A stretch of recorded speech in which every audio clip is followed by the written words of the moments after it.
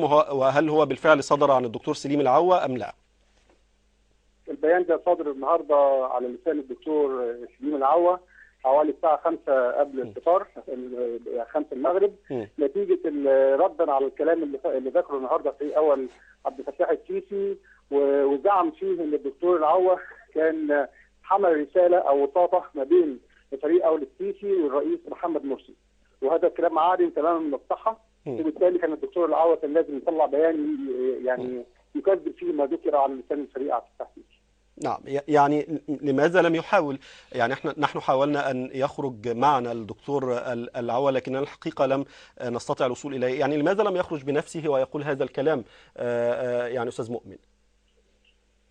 والله هو الدكتور العوة في الفترة السابقة أصلا إن هو يحتجب عن الإعلام، لأن هو كان زي ما كما ذكر في الإعلام وفي البيان الصحفي اللي مطلعه إن هو كان بيبذل جهد من 3/7 حتى تاريخه لمحاولة رأب الصدع ويعني واصلاح ما يمكن اصلاحه، وبالتالي كان الحقيقه برضه كمان القرار الدكتور العوة بعدم الظهور في الاعلام ده اكثر من في الاعلام يعني مدته اكثر من 10 شهور، وبالتالي يعني الموضوع ده مش جديد الحقيقه، وتم الاتفاق بالبيان الصحفي اللي حضرتك قراته من الدكتور. طيب الحقيقه فعلا انا قرات البيان، لكن الحقيقه اريد ان اسمع منك وعلى لسانك اهم ما جاء في هذا البيان الخاص بدكتور سليم العوة.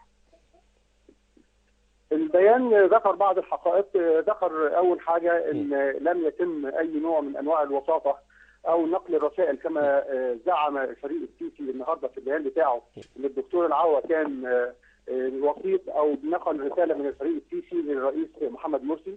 ده رقم واحد. رقم اثنين، الدكتور العوة ذكر ان الحشد او الدعوه التي تبناها او طلبها الفريق السيسي للاحتشاد المضاد، وده ذكر في اخر البيان، الاحتشاد المضاد ده قرار او دعوه في منتهى الخطوره، لان هي قد تؤدي الى حرب اهليه وعواقب لا يعلم الا الله مداها. ده رقم اثنين. رقم ثلاثه، ان الدكتور العوة في من 3/7 لغايه ما احنا بنتكلم كان بيسعى وما زال بيسعى سواء مع القوات المسلحه او مع الاطراف السياسيه والقوى السياسيه لرأب الصدع، لكن الحقيقه واضح ان كان في مخطط او في قرار متخذ مسبقا بعدم الوصول الى حل ويعني زج البلد في مثل هذا يعني الحقيقه الموقف الخطير جدا جدا اللي احنا ندعو ربنا سبحانه وتعالى ان هو ينجي البلاد من عواقبه ان شاء الله. يعني استاذ مؤمن، انت تعلم ان هناك يعني حاله من الانقسام حول رؤيه 3 يوليو، ام هل هي يعني انقلاب عسكري ام انحياز لثوره شعبيه؟ بقربك من الدكتور سليم العوة، كيف هو يوصف 3 يوليو؟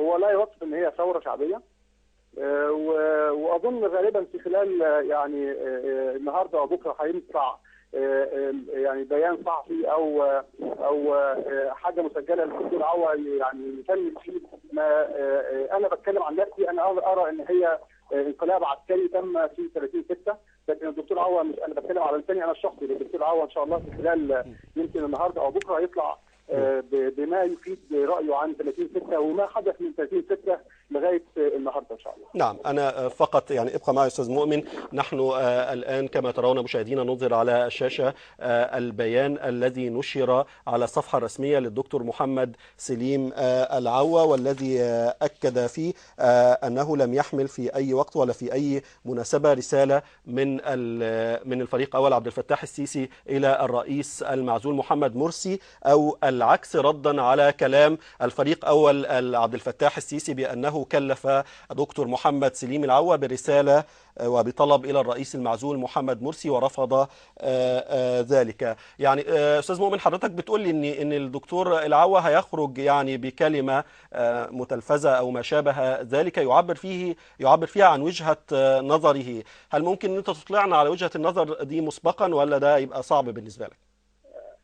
صعب بالنسبه لي، لكن اتوقع ان شاء الله في خلال يعني لو ما كانش النهارده فاغلب الظن هيبقى غدا ان شاء الله هيطلع ما يفيد من وجهه نظر الدكتور العوة. انا عايز يعني اشير الى نقطه هامه الحقيقه في البيان الصحفي الدكتور اللي حضرتك ذكرت من شويه، ان الدكتور ذكر الدكتور مرسي السادي الدكتور محمد مرسي رئيس الجمهوريه، وبالتالي ده يعني الدكتور العوة لما بيكتب حاجه بيكون عارف هو بيكتبها ويعني رايحه لغايه فين يعني افهم ان حضرتك بتقول ان هو ما زال شايف ان الرئيس الشرعي للبلاد من وجهة نظر الدكتور سليم العوة هو الرئيس المعزول محمد مرسي.